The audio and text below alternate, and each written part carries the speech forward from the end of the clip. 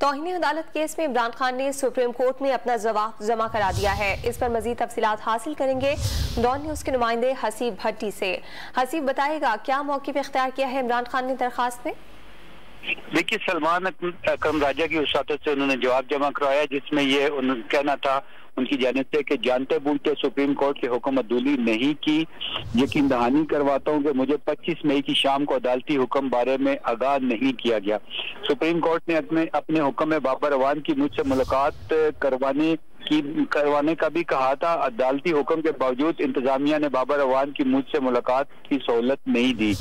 25 मई को 4:45 पर कारकुनान को दिया गया वीडियो पैगाम सियासी कारकुनान की मालूमात पर जारी किया गया। एहतजाज के दौरान जैमर्स की वजह से फोन के जरिए राब्ता नामुमकिन था। दानिस्ता तौर पर उठाए गए कदम पर अफसोस है।